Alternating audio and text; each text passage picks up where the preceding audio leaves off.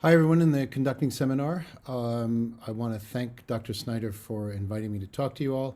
I'm sorry I can't do it in person, but as you know, these schedules these days and meetings are a little bit difficult. So I do have a bunch of information that you might not have at hand yourselves, and so I wanted to share whatever I have with you. If you're wondering why is the bassoon teacher talking about Stravinsky, well, I've had the great good fortune in my education of knowing quite a few musicians who worked directly with Stravinsky. And when I was here getting my master's and doctorate, I had the other good fortune of being able to take a couple of seminars with Glenn Watkins about his good friend, Igor Stravinsky. And it was through Professor Watkins that I met Robert Kraft. Actually, two times I met Robert Kraft and then had a friendship with him. First, after a seminar paper I wrote for one of Professor Watkins' classes, he sent it on to Robert Kraft, and Kraft very nicely replied and said he liked a lot of what I had in it. And then also I've played under Robert Kraft at the Colorado Music Festival. In fact, the Octet. So why don't I get started? I've already sent, and I hope you've received by now, PDFs of two things. The 1924 score of the 1923 octet and the piano reduction of the octet. You may not know that for many of the early works of Stravinsky, he had piano reductions published at the same time as the release of the original works, including the octet. And how does a piano reduction help any of us? Well, I know that in score preparation myself, that I learn a whole lot more and I remember a whole lot more if I've actually put a score into my fingers at the piano. And I am not a pianist, but I am fearless about learning things at the piano, and especially in terms of Stravinsky. He's well known, just famous for how much time he spent finding the layout of his chords on the piano, and that chord spacing that so characterizes his music was done at the piano. And so, for instance, you might take the octet and learn a few things about the inner voicings, and maybe even notice the very last chord, the C major chord that ends the piece.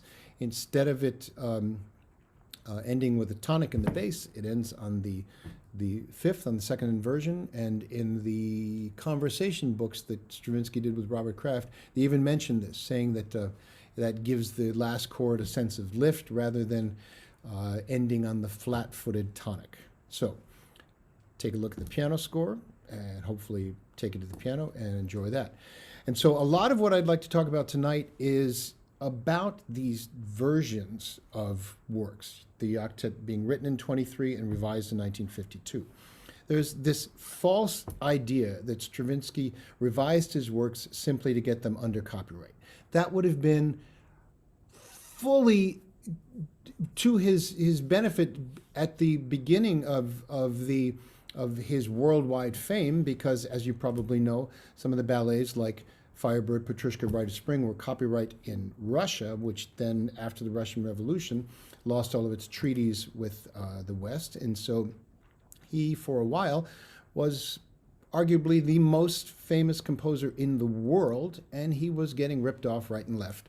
So he could have very easily changed a few things in, say, just those three ballets, gotten them back under copyright, and all would be well. However, if any of you have ever taken the score to the Firebird Ballet and lined it up next to the Firebird Suites, plural, or especially Petrushka in the 1919 version, as opposed to the 1911 version, sorry, and the one in 1945, I think it is.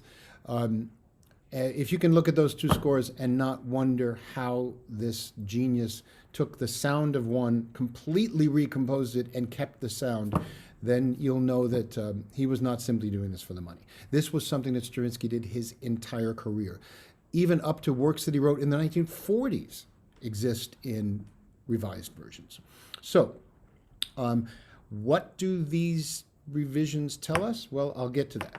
Another set of sources that you should be sure you avail yourselves are recordings. Stravinsky had a 40-year career of recording his own works, some of them multiple times.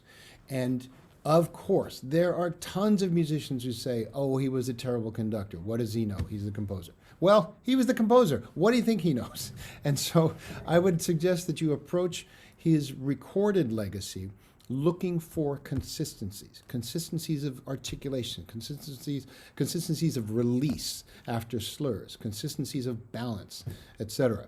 And while some of them, especially this first one, recorded in 1932 in Paris, might seem a little amateurish. Well, this was just a few years after it was composed, and the musicians on this recording happened to be some of the top professors at the Paris Conservatory or some of the top wind players in Paris, including the flutist Marcel Moyes. And just speaking from the bassoon perspective, Marius Piard and I believe it was Eugène Bordeaux, the professor at the Paris Conservatoire, can't even play some of the music in the octet. It was pushing the boundaries so much that some of the faults of this recording actually lay in the hands of the players, not in the conductors. Another thing about this recording is it shows how much Stravinsky tried to follow his own metronome marks, and we'll get to that in the series of variations. So, little ragged, but very revealing. Right after he did the 1952 version, there was a live broadcast recorded by the orchestra of Radio Televisione della Svizzera Italiana, the Swiss Italian radio orchestra, and it was recorded live in Lugano in 1955. So this, I believe, is the first recording of the new version. Oh, nope, take that back, second recording. He recorded it in 1954 with musicians from the Columbia Symphony. And if any of you know the Columbia recordings for, or the Columbia Symphony recordings for Columbia Records, that was a sort of a generic umbrella name for the groups that were playing for Stravinsky. Some of them were in Los Angeles, some in New York, some in Cleveland, etc. So this 1954 recording was recorded in New York. And then finally, there is another commercial recording from Columbia, this time 1961. And this is the one that, if any of you have ever had a Stravinsky conducts Stravinsky octet recording, it's probably this one. An amazing disc, and still the document that is what every other performance should be compared to. Okay, so you have 3 scores, a couple of recordings, and now a few remarks on how these revisions compare. I'm going to share my screen and bring up the score of the early version. And I'm going to increase the magnification a bit. Now, if you can follow along with your Boozy and Hawk score, it'll make some of these comparisons easier than me trying to do several screens here.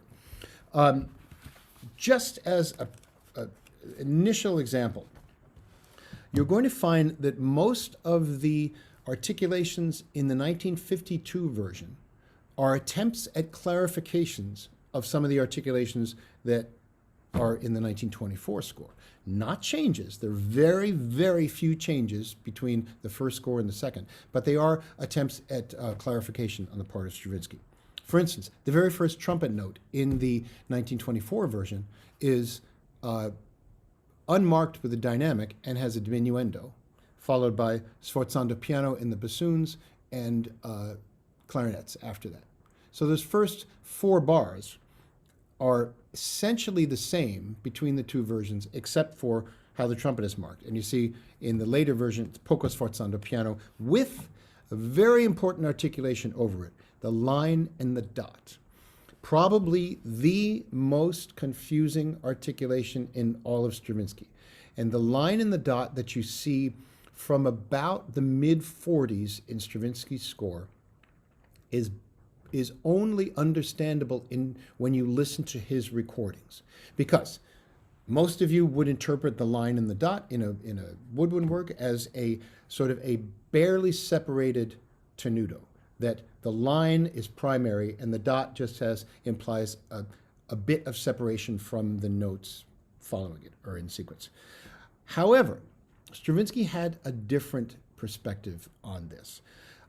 Some of you may also know that the line itself, just what we might call the tenuto marking, is one of the most confusing articulations by country of origin. For instance, most American students learn to play, when you see a line over a note, it's to play it with full value. However, in France, where Stravinsky was working when he wrote this, that line has a completely different meaning. That line is a weighted accent, an accent with extra air that is not necessarily associated with a specific tongue accent. So in other words, it's heavily weighted, but the articulation at the start of the note is not actually often defined. I don't have time today to go through a whole lot of examples with that, but I will in this piece. So do your due diligence and look at French chamber music scores or orchestral scores and how many times you'll see that line, say, at the beginning of slurred passages, where it would make no sense to tell someone to hold the note out for full value when it's actually slurred to the next note. Of course you would. So there has to be another explanation, and my contention is that it is an air accent or a weighted accent. Now, according to Robert Kraft, who was meticulous at correcting our articulations, especially the line and the dot, he said that Stravinsky interpreted the line in the French way, heavy air accent, and then added to it that staccato point underneath it to indicate it was not just a heavy accent, but with a sharply defined tongue. So according to Robert Kraft, he wanted all of those line and dot accents that you see in the second version from 1952 to be, in his words, pinprick accents, so very sharply articulated. So that's an incredibly important point to bring out, because nearly every woodwind player who plays the octet will assume that it's going to be a barely separated note from the next, which would sound absolutely antithetical to any Stravinsky performance. Stravinsky is short, shorter, shortest, everything staccato. Please do not make the mistake of looking at notes in Stravinsky that are not articulated in some way and assuming, oh, they must be full value. Listen to his example. You will never find him doing that, okay? Don't take my word for it. Take the word of the maestro. You can find it in recording after recording. Notes that have no articulations, no special articulations, special accents in his works, still being conducted very short. Okay, had to get that up in front. So you have changes like that in the first page. Another accent we see right at rehearsal 1, and I will increase this a bit. You see in the bassoon octaves, you've got a B flat and tenor clef accented and jump the octave, accented again, over and over those accents. If you look at your 1952 score, there we have the line. And the line, sometimes when it's on the bottom, what would otherwise be a tenuto line, holding through with a slur. So it cannot be just an indication of full value. It's an accent, and there's your proof from the 1924 score.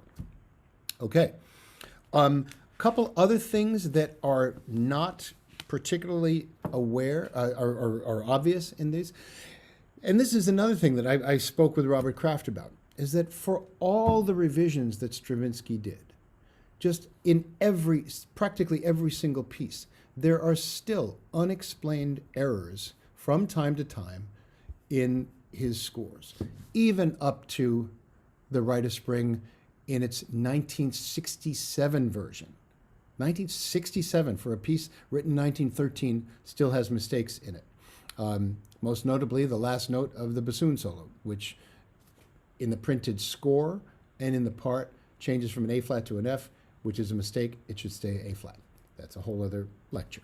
So one of the things that could have been marked and which was not, and which every conductor should know, at rehearsal 5, the bassoons answer the trumpet just like at the opening. The trumpet in C is now on the pitch A, and the bassoons are trilling G and E. Well, the key signature still says A flat, so a lot of bassoonists play a trill from G to A flat, with the second bassoon playing E to F. However, that would clash with the trumpet, so the first bassoon should be trilling G to A, you can mark that, and the second bassoon should still play the E to F in the key signature, okay? Now, just a few other things to remark upon. For instance, throughout this, you will find in the original score so many indications of just how consistently short he wants everyone to play. So you have here at rehearsal 8 and 9, you see some of these written indications that were then removed, like under the bassoons at 9, staccatissimo, marcatissimo. You have, sorry, there was one else that I wanted to point out. Oh, I've lost it, so sorry to be making you seasick with all this scrolling. But you'll find other things like excessivement sec, excessively drive. Piqués, très marqué et sec. After 13, there's things that are kept, like leggerissimo in the trumpets, etc. So I would encourage you to go through the score and to find how many times Stravinsky repeatedly wrote in indications to be short, shorter, over and over. Okay? So, as I said before, please don't assume that just because it doesn't have an accent or a staccato mark that it should be somehow stretched out. Quite the opposite. Okay? Then I think that's basically most of what we should point out in the Sinfonia. Now, going to the variations and question of tempo relationships.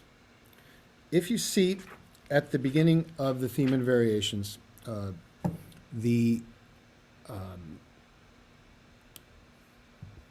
tempo marking in 1952 is eighth note equals 92, and it says quarter note equals 92 in the 1923. And it's hard to really determine if Stravinsky, if that was just a mistake based on the tempo that he takes in the very first recording he made. So that I can't give you a definitive answer on.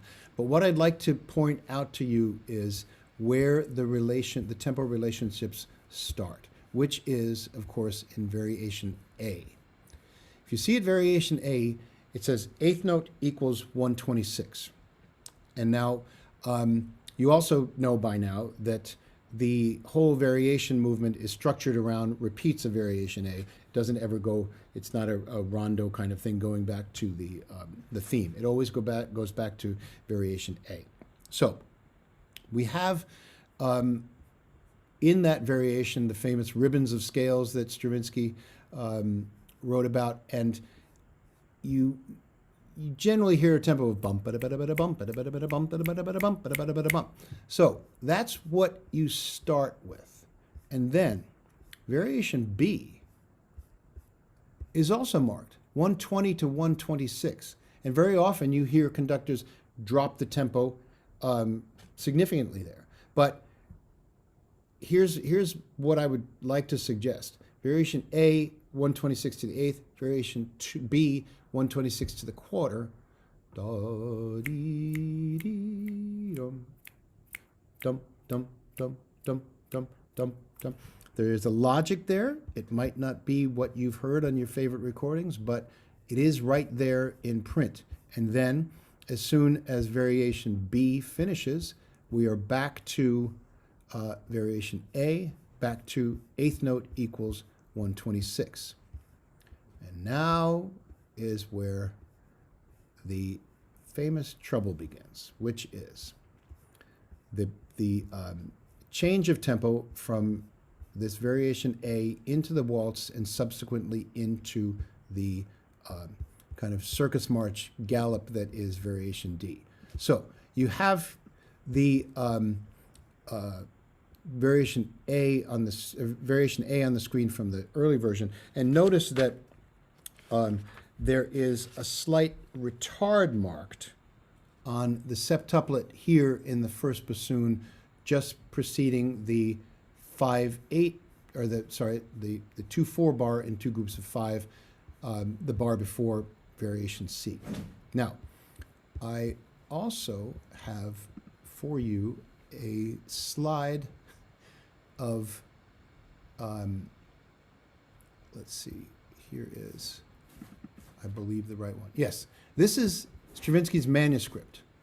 So you see in his handwriting here, he's got this polka retard there in the first bassoon, and then the next bar, a tempo quarter equals 63. So the 126 to the eighth note pulse is retained. And then notice right there that the full bar of the waltz, the 3/8, is also in 126 to the half bar, or 126 to, or 63 to the bar. So essentially, dum diddle little little dum diddle little little dum diddle little little yet. So if you have 63 in the odd tempo bar in the 2/4 before variation C, and 63 to the bar at the waltz, it's actually an acceleration in that bar. So just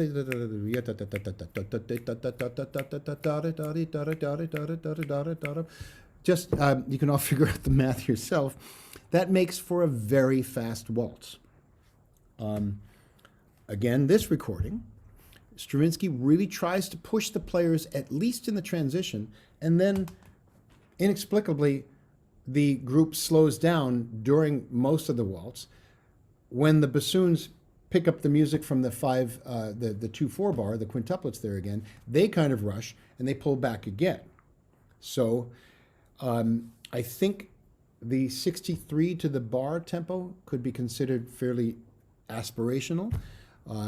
It's quite fast, and if it settles, that's a good thing, in a way, okay?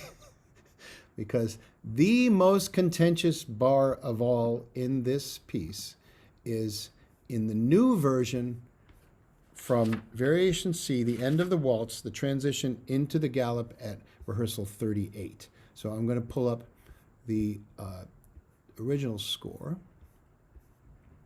And in the printed score, there's a few things that are different. Between 37 and 38 in the 1952 score, you see the material going from 2/8 into 2/4 is exactly the same on one side of the bar as it is on the other. But he's got that pesky quarter note equals 160, which people have justifiably said is slower than the previous tempo. However, look at the original. Eighth equals eighth, 189 environ. So that's still the aspirational tempo of 63 to the bar, or 189 to the beat.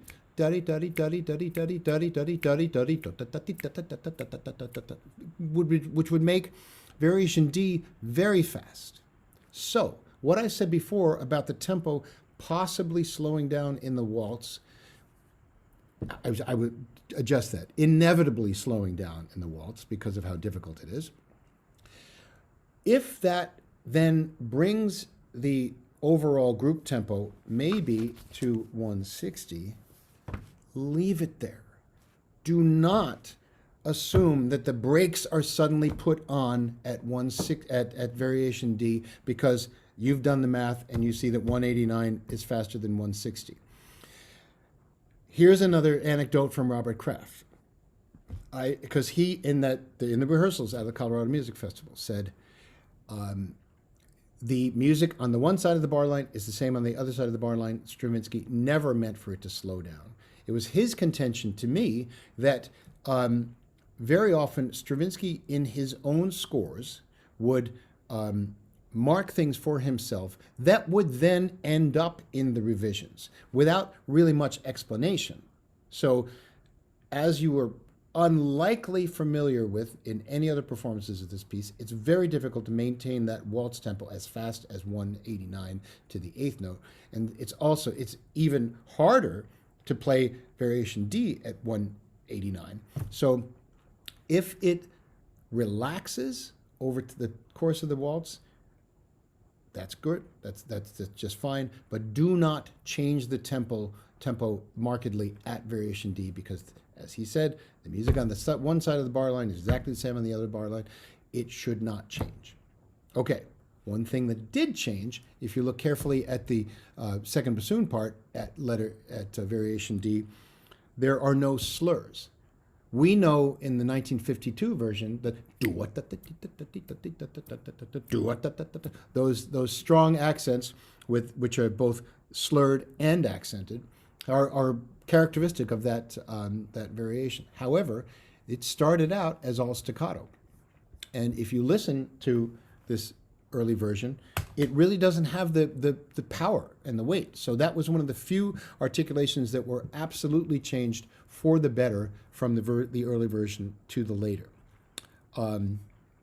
Okay, while we're in variation D, I want to also point out one small but important point, another misprint, and that is, once again, in the bassoons, and I do look at the other parts. I'm not just concerned about my own part here. That is a small clef problem, which is, where is it? I'm sorry, I should have found this.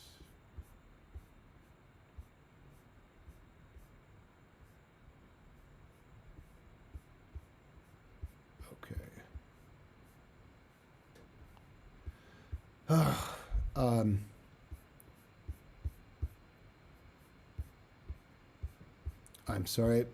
Oh, here it is, right here. Sorry. It is just before 45 in your score. 1, 2, 3, 4 before 45, right here. In the 1923 version, you see that it is marked, those two bars for the first bassoon are marked in tenor clef, and that's a D minor arpeggio going up to high A, and then it's bass clef at 45. However, in your 1952 score, it's incorrectly marked in the bass clef at 4 before 45, so correct that. Every one of the Stravinsky recordings has that corrected, and so should yours. Now, here is, let's see, the manuscript, and you see there's the culprit. He still has the bass clef in his manuscript, but he wrote NB, nota bene, next to it, reminding himself to fix that. And it was fixed in the 1924 score, and it was fixed in the parts. So it's only your score that's incorrect. Okay, so rather than just take my word for what I said about the recordings, let me play you a couple of these transitions. So here is from the 1932 recording, the change from variation A into the waltz with that slight retard, the 2 beats of quintuplets going into the 63 to the bar.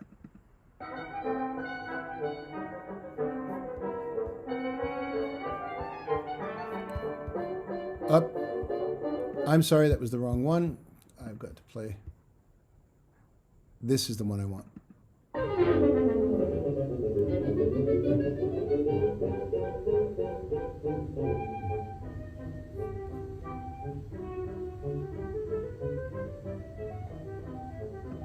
So as I said, he inexplicably pulls the brakes on right away, right after getting into the waltz.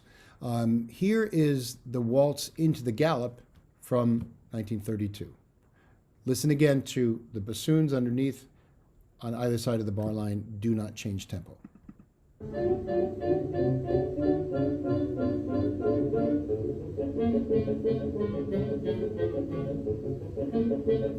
Play it again.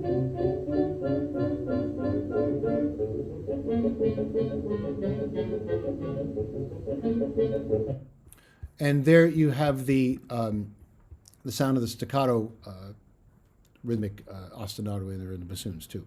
Now, from his 1961 recording, let's hear those two segments again.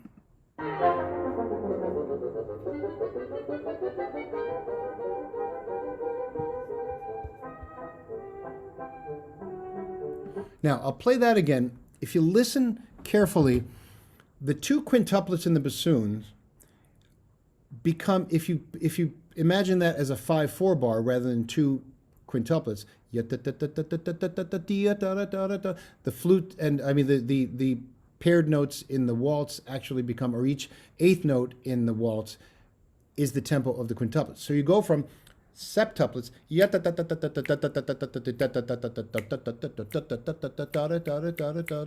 So take a listen to that one again.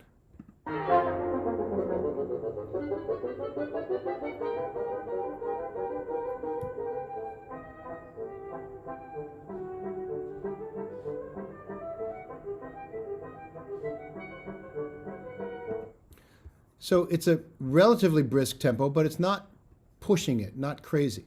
Now here is Stravinsky again conducting from the end of the waltz into Variation D, the gallop.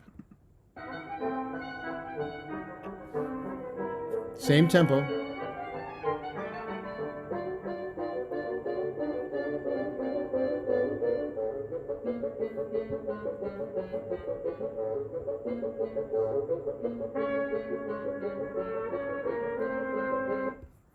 So, I'll say it until I'm blue in the face. No tempo change there, please.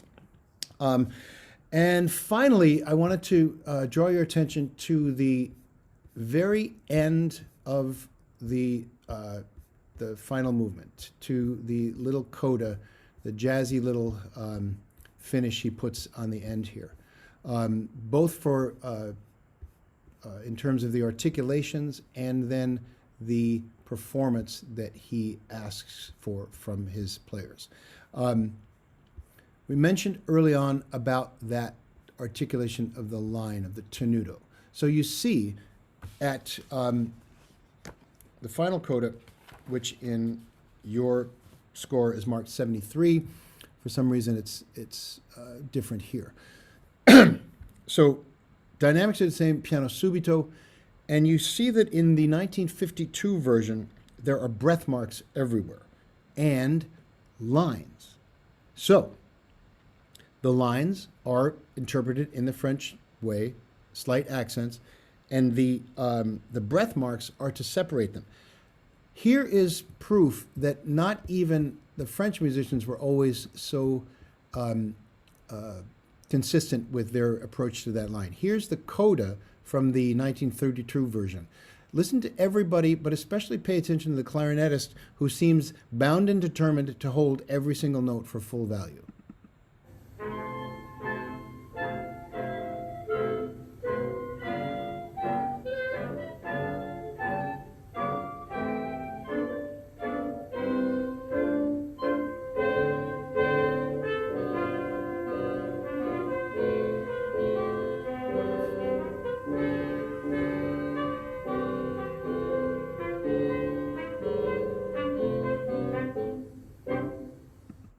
You especially hear it at the very end where he's just holding through and everyone else is making the separations. So Stravinsky in many of his revisions, simply wanted to clarify things. So he wanted accent, accent, stop, bop, bop, a very light, I'll say it again, jazzy kind of rhythm there. And so he added those breaths, of course not to say breathe, breathe, breathe, but to simply lift after every one. And so if you notice the trumpet at rehearsal 74 in your part alternates between accents and then the line and the dot. There it is again. D, D, dum, beam. And if you listen to Stravinsky's recording, he's playing it very accented, even within the sforzando pianissimo dynamic.